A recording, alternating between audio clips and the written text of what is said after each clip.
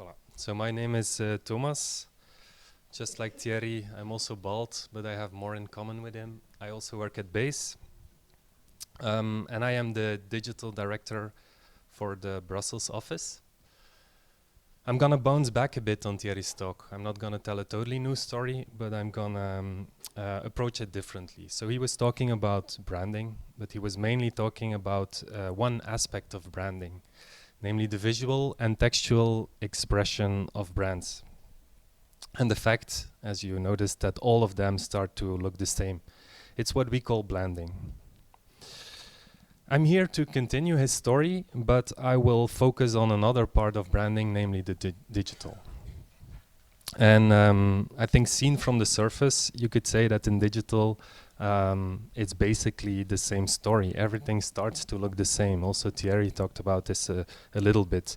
These are some of the most used apps of today worldwide. And I think if you look at it purely from a graphic, a visual point of view, basically they all look the same, right? They all use bold type for titles. They have like these pure line icons at the bottom for navigation. They all use circles for avatars. So what you could say is that it's basically looking as if they are all just apps under the same brand, right? It's what we call sameness, this phenomenon. On the web, the same thing is happening. It was pretty funny a couple years ago when there was this guy tweeting this, and all of us digital designers, we were looking at each other and like stopping for a moment and saying like, fuck yeah, this guy is totally right. What are we doing? Just a side note, but of course this is not helping. There's lots of tools, and they're good tools like Wix, which let you, it's amazing. They let you create a website in 2 or 3 clicks, and it's great, but it doesn't really help with the phenomenon of sameness. Another blog painstakingly pointed this out. All websites basically look the same, and if you think about it, a lot of brand websites indeed just look like this, right? And you can say that this is a bad thing. But today I want to tell, I think there's more going on here, and I want to tell a bit a more nuanced story. Because you see, websites and apps, they very often hold a lot of information, really a huge amount of data. If you think about this website, for instance, I'm sure you all know it, but there's thousands, tens of thousands, maybe hundreds of thousands of places on this website, and we all need to be able to find that quickly, of course. Sometimes the information of all that data on those websites is pretty complex. If you look at the Arcade website, how everything is structured, how people are able to find the right product they are looking for, it says something about the complex structure of all the information that is on all those websites. And of course, they have to make all that information accessible in a user-friendly way. It has to be accessible to a lot of people, to a wide variety of people, and all of them have to find their way on that website. They have to be able to find the product they are looking for. And in that sense, you could draw a comparison with something all of us, of course, know, and it's the design of subway maps. I want to make a quick comparison with subway maps because it will help us in the story, and it will help us understand a thing or two about why all websites and apps start looking the same. This is, as you can see, the London Underground map, and I'm sure you all know it holds a lot of complex information, right? And it has to make it accessible in a user-friendly way. So that's the comparison. What is interesting is that the London Underground map looked like this in 1908.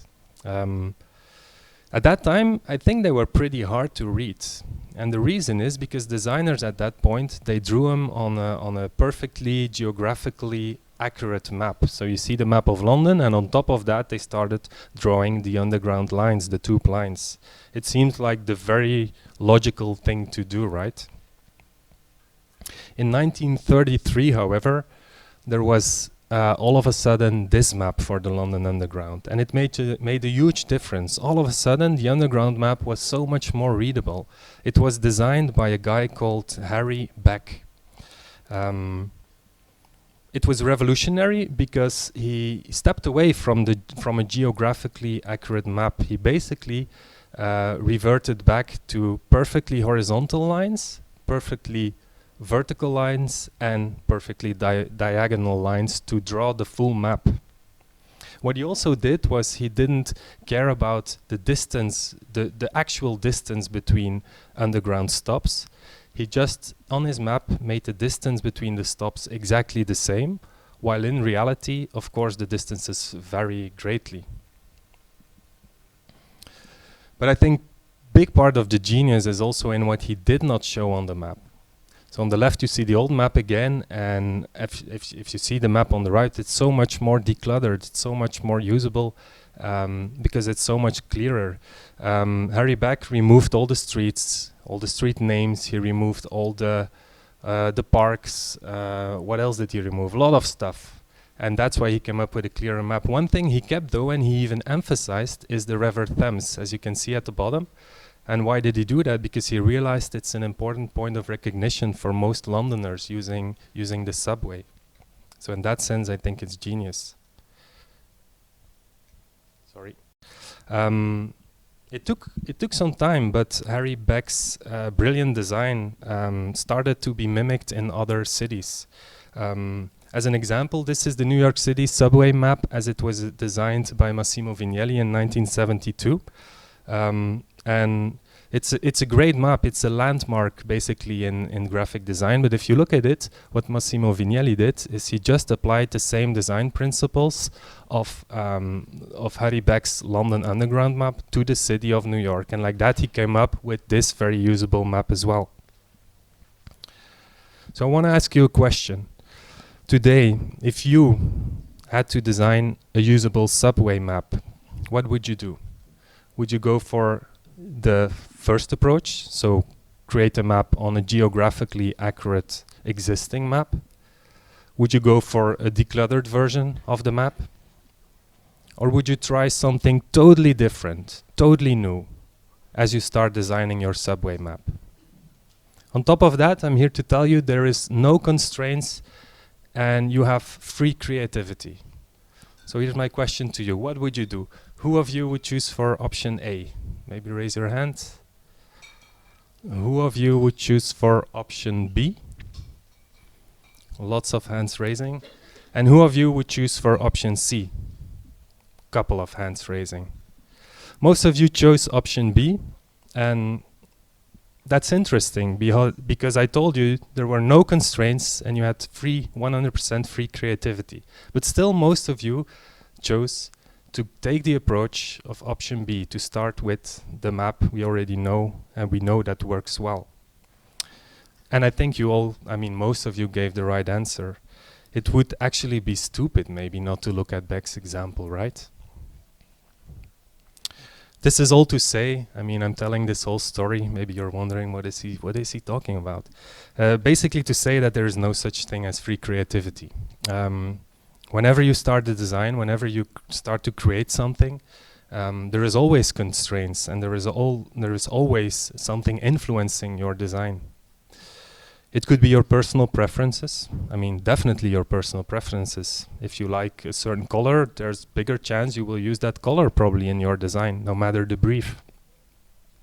You have a certain budget available and that will influence what you ultimately come up with. Of course, I guess all of us have certain design idols and they will influence our way of working because we look at them and we like what they do. You have a certain skill level, which ultimately also will decide the result of the design or the product you come up with. You have time available. If you have to make something in one day, it will probably look different than when you have to make the same thing and you have 1 week of time for that. And maybe you talk about it as you're working and you get feedback from people, and also that, of course, will influence the design you come up with. Now, all of these constraints, all of them are influencing your result. So in a way, they are constraints. And all of these constraints, they will set a certain frame. And it doesn't matter what you are designing, but your creativity must happen right in that frame, right? Now, most of us will answer the problem when we are creating something or doing a design in the middle of that frame, in that frame of constraints. because that is where you will address the needs, where you will address the problem perfectly. So you will come up with an accurate solution, but I don't think it will be very challenging, right? Because you're right in the middle of the frame of constraints. Now, some of us will probably try and totally break away from that frame of constraints, and we will come up with a solution that is very, very creative, but probably it will not address the needs very well. I think it's gonna be a bad solution. Very few of us, and this is where it gets interesting, will answer right next to the frame of constraints. It's close enough to still be relevant, but still it's far enough to challenge the constraints. And by doing that, you potentially reset that frame of constraints. And this is basically what Harry Beck did with his London Underground map in 1933. He changed the design of subway maps forever. There was no designer that could not look back at his work and have his work influence what the design that designer would come up with next. Another example of that is what Amazon did in I think the end of the 90s.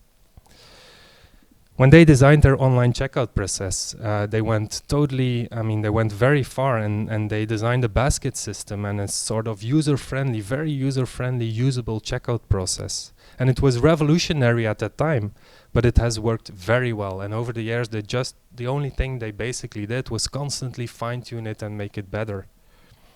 Basically, they reset the frame of constraints for online shopping. Now add to this whole idea of no constraints, and of constraints, but no full creativity, what Thierry called the Pinterest effect. I would even call it globalization in design, because that's basically what it is. It means all of us have access to the same cultural references wherever we are in the world. It means that if I am a designer and I work from Antwerp, or I'm a designer and I work from Brazil, and I have to design a subway map, or for that matter, an online checkout process, I will go on Google, I will go on Pinterest, and we all have the same cultural references. So in a way, it's kind of normal and probably even good we come up with similar solutions. So it makes that good ideas spread super fast. On top of that, and this is important, globalization also creates expectations. When I travel to a city I have never been to, and this makes a huge difference. When I travel to a city I have never been to and I have to take the subway, I start to hope that the subway map will be designed like all the maps I already know, right? Because it will make the map just more usable. And that's an important point, as it means that a similarly designed subway map is now addressing the needs more accurately than a totally new designed subway map for me as an international traveler. The same for online shopping experiences. You can, if you start a website and for your own brand maybe, you can totally rethink the online shopping experience, and that would be great, but there's a big chance, there is a chance that you will fail. And there's a lot of people that will expect on your website to find the exact same shopping experience we all know already, because it's the same on all websites. There's the basket on the top right, and there's the user-friendly checkout process that exists out of a couple of steps. So people start to expect that. And look, from a graphic design point of view, as Thierry said, all subway maps all over the world, they look exactly the same. And all coffee shops all over the world, they start to look exactly the same. And I admit, and when I am traveling and I want to have a cup of coffee, I will even probably try to find a place that somehow looks like this, because it has all the codes of good specialty coffee, right? So I know if I go in there, I'll probably have a good cup of coffee, and it will be easy for me to figure out the menu and order the exact type of coffee I want to drink.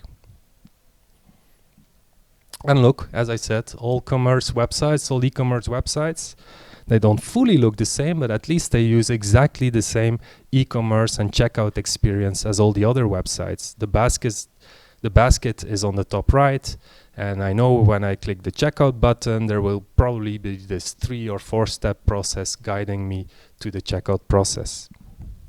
And that's good, because it's what people expect nowadays. It's what makes all those tools and those websites, in this case, much more usable. And this quote by Danish usability expert Jacob Nielsen underlines this. He even says that, it means that sameness has basically grown into a very powerful design principle.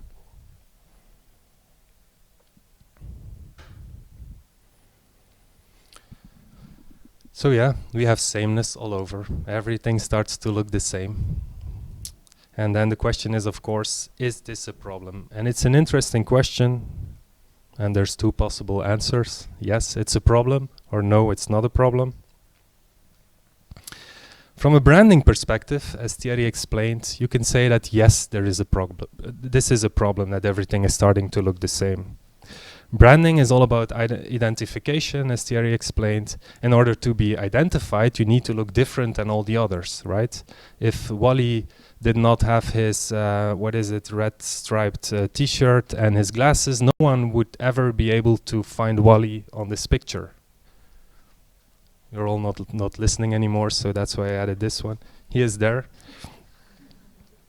So if all brands behave and look exactly the same, so when all brands are turning into blends, why would customers choose your brand over all the others, right? However, from a consumer perspective, it's maybe not that bad that everything is starting to look the same. When I arrive at an international airport, I am happy that signage looks the same everywhere in every airport all over the world. And I'm happy that the subway map looks exactly the same as the ones I know. And I'm happy to see, as I go to the website of the hotel, that it uses a navigation pattern that I already know from all other hotel websites. And I'm happy when I have to buy a ticket for the subway that the vending machine uses an interface that I'm familiar with, that I know, and I can pay using a system that I already know. So seen from a consumer point of view, it's not that bad at all. You can even say that standardization, sameness, is convenient. And in that sense, you can even say that brands and designers should learn to embrace sameness instead of fighting it. We need to stop here for a second, because otherwise I'm gonna lose my job. I see Thierry is looking at me. No, of course not. I'm saying opposite things, right? On the one hand, I'm saying brands have the need to be different because we're doing branding. They have to be notified. They have to look different than the others. But on the other hand, I'm also saying that brands need to be similar, because it makes them more predictable, more usable, and consumers love that. Consumers like that. It makes them feel not so stupid as they try to use your brand's interface, whether it's a shop or a website or something else. And it's another paradox. It's what we call the paradox of sameness in branding. A couple years ago at Base, we experienced this firsthand. This was our very own website of, I don't know, 5-6 years ago. As you can see, there was some unusual things going on the homepage. On the homepage, it looked different for sure, especially the navigation pattern is quite quirky, I have to say. But we liked it. But at the same time, we also noticed that there were a lot of people struggling to find the content they were looking on, the content they were looking for on our website. So to make it more usable, we redesigned it a couple years ago. And now it looks like this. I think it certainly looks a bit more professional. And we do know that people find it easier to navigate and understand what Base is all about, and that we are a branding studio, and so on and so on. But by making this change, we also realized that we started to look exactly the same as our competitors.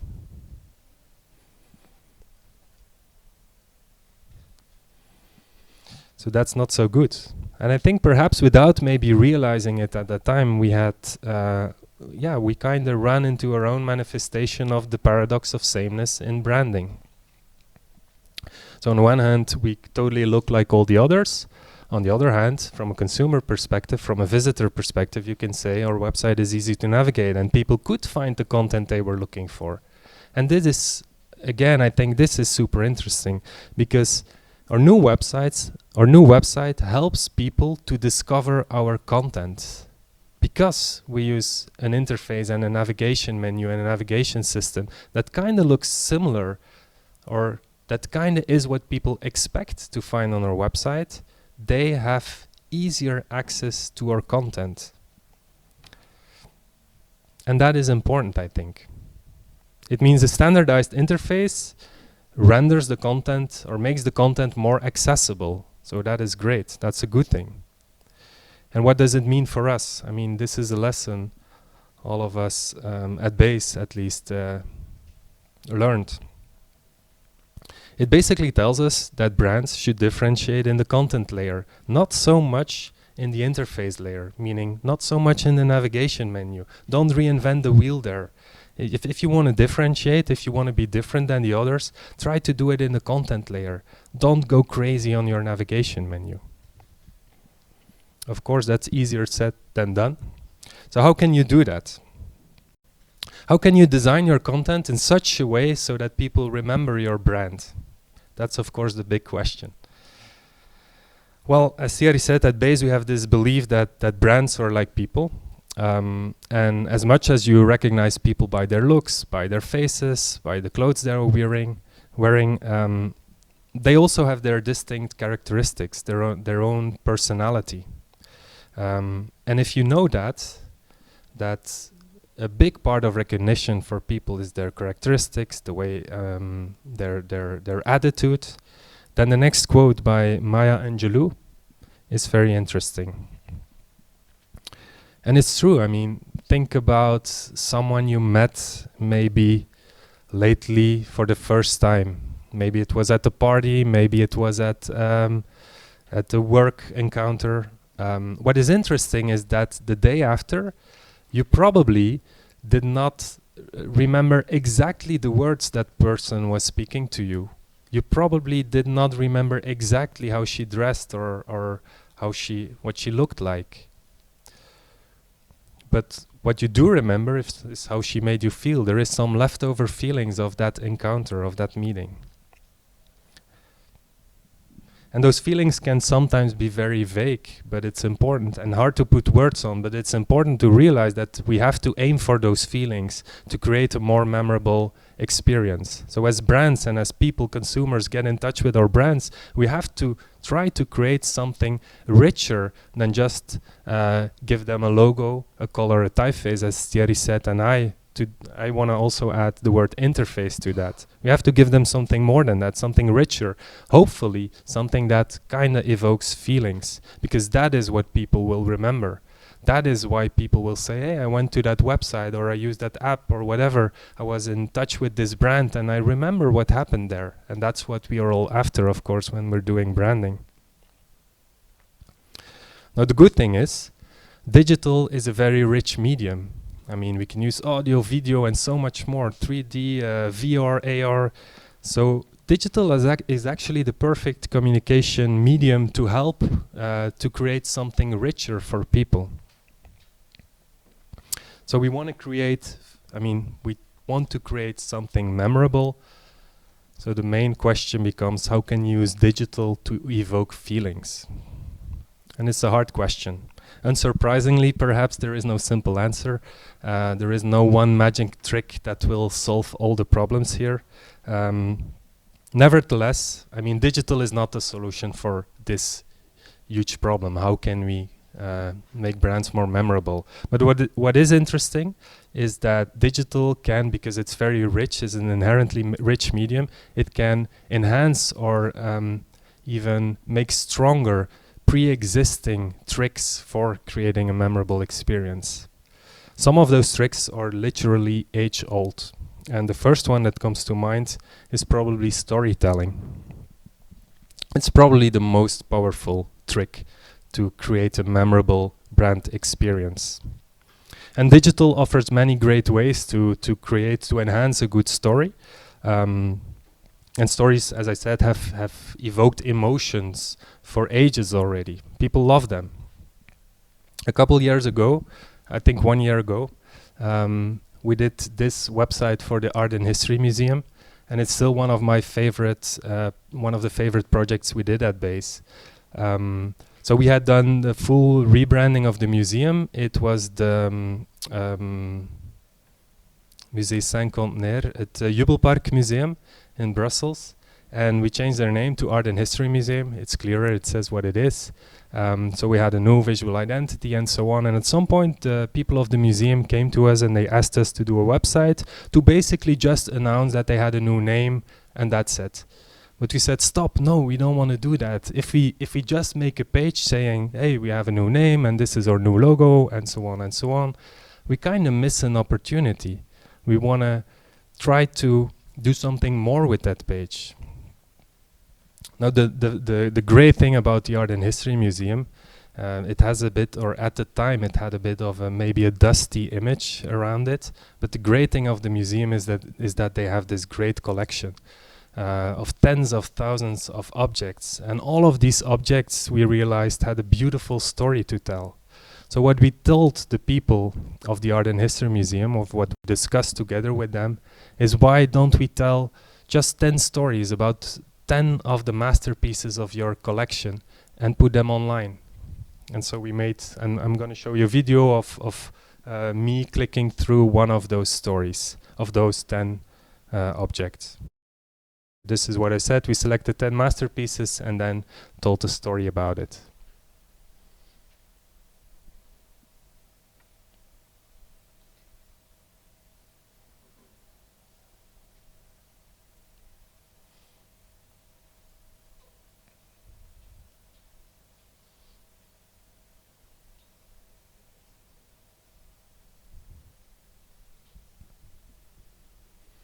And at the end of the story, of course, we say, come to the museum to discover more of this object and more of the objects in the same collection. But I think this is, I mean, what I like about this example is that it shows that digital can be used in many ways to enhance good stories. This is what it looks like on mobile. So the middle one is the one you will see moving. What is interesting there is that we realized we were telling stories. And there is one thing, one brand that is very well doing stories online, an interface that all the people know, and it's Instagram. Their stories are done very well, and it's what people, kind of the interface of the stories on Instagram is kind of what people expect nowadays from stories online.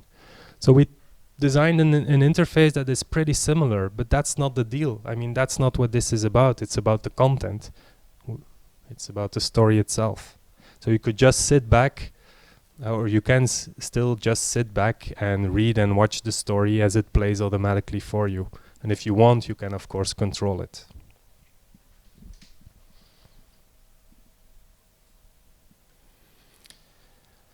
Emergence magazine is one of my favorite online resources. I mean, it's an online magazine, but they do storytelling in a great way. They really think digital first to enhance stories, and they use all the strengths of digital to make stories even more immersive and look so much better. They use video, audio, it's all in there, it's really great. The interface, again, is pretty basic though. It's all about the content and how they bring it. So I'm going to show you, it's I think a 2-minute video of me browsing through the website to give you a feel of the storytelling.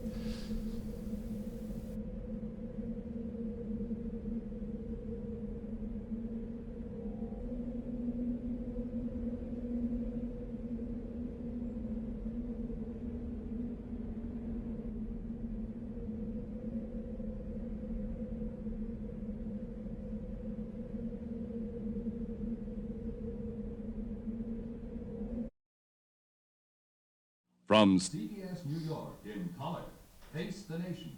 A spontaneous and unrehearsed news interview with the Apollo 8 astronauts. Colonel Frank Borman, the command pilot of the mission. Captain James Lovell, who has logged more hours in space than any other man. And Lieutenant Colonel William Anders, for whom the trip to the moon was his first voyage into space. You three gentlemen were the first. There isn't that much difference between the Earth and the orbit. It's only when you get into deeper space that you experience the total immersion in the heavens. The Earth was the only thing in the entire universe. Of all this inky black void, the Earth was there with a beautiful blue hue to it. The blue marble, that's what it looked like, a blue marble, a blue agate.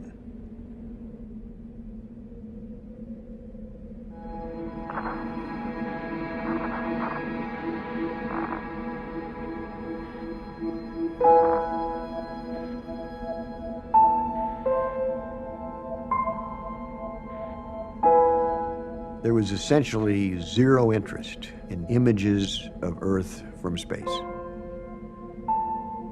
Nobody told me to take a picture of the Earth. I didn't think about it either. NASA interest was focused on the mission. And particularly Borman was kind of anti-photography.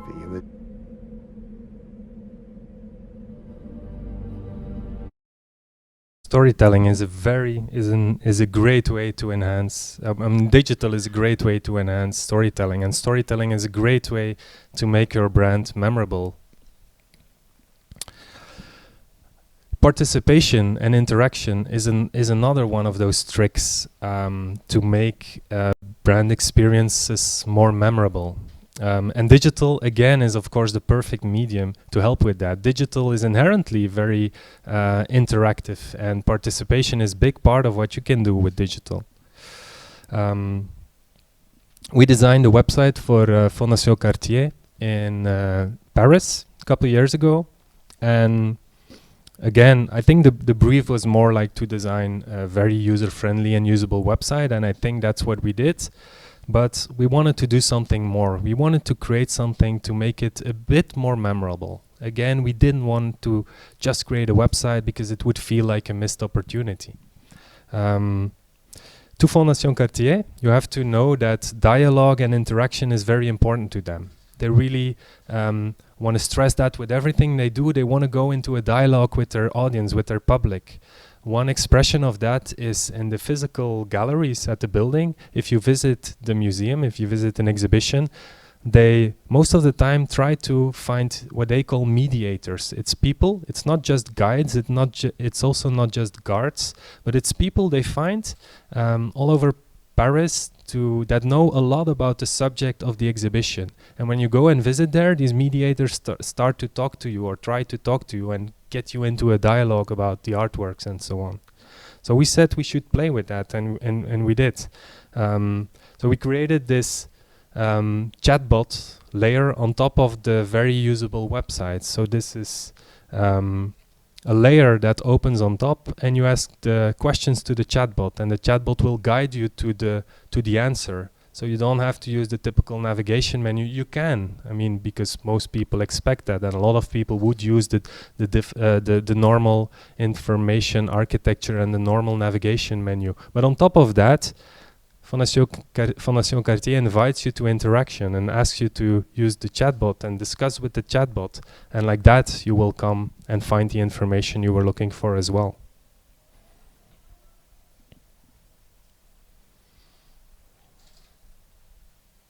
So you can ask a question like, how can I go there? Can I have lunch at the Fondation Cartier? Can you explain me more about this artist? And so on. And the chatbot always tries to answer you in the best possible way. This is a great example as well of interaction, which I really like. It's what DVTK created for this Italian brand called Fornasetti. And they make iconic ceramic plates, but they have like this very witty personality and tone of voice. And DVTK played it very well. Basically, they created an online game when you end up on the 404 page of the website. So if something goes wrong and you try to click a link, but the page doesn't exist anymore, instead of saying, sorry, the page doesn't exist anymore, go back to the home page, they really invite users to interaction in a very fun and witty feeling. So they are a luxury brand, but they have, they use that witty personality all the way. So you arrive there and you basically can play a game and so throw I mean, kill the ceramic plates. It's really funny. But it's a thing people will remember because of that interaction. And this is another example I wanted to show. It's a whole other level of interaction. Maybe you have seen this. It's the Belgian company No Computer that did this for the brand New Balance at Fashion Week in New York. And No Computer programmed they use digital to automatically find fashion, it's not exceptions, fashion exceptions in the street. So you would pass by, people would unknowingly pass by, but they were being filmed, and then No Computer used digital to kind of spot exceptions. And if they found you as an exception, New Balance would probably come to you, invite you for a talk, and I think give you a pair of shoes or something like this.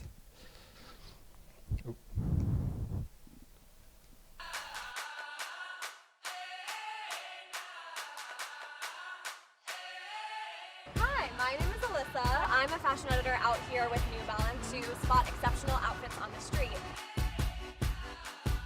And the way we're doing that actually is with artificial intelligence. How would you describe your personal style? Like if people are going right, I go left. I like to be loud. I dress more so with my emotion. I just have to push myself to wear something that I'm a little less comfortable in, but I know that looks good.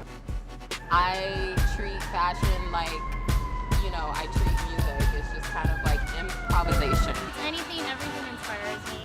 No, I don't follow that.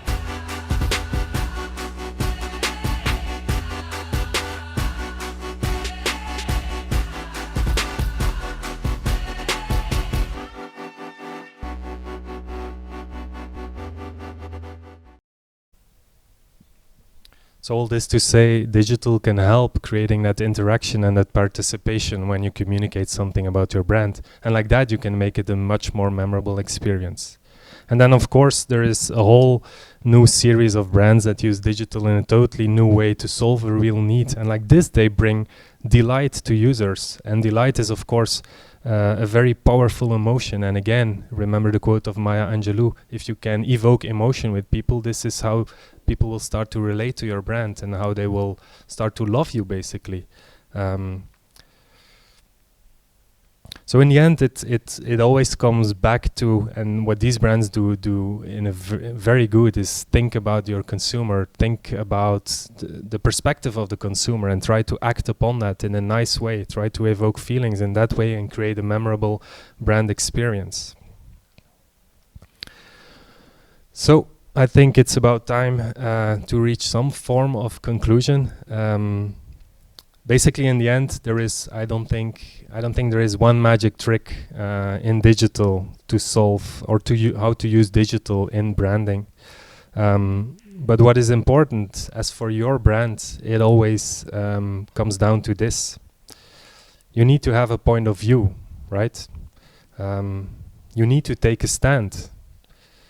You need to have a purpose. You have to show an attitude with your brand. You have to just do things your own way. And then as for digital, basically what we have to do is tell this story over and over through digital and express your story through digital and try to do it in a memorable way, of course. I've given you some tricks and tips. But above all, we should not reinvent the navigation menu. Thank you.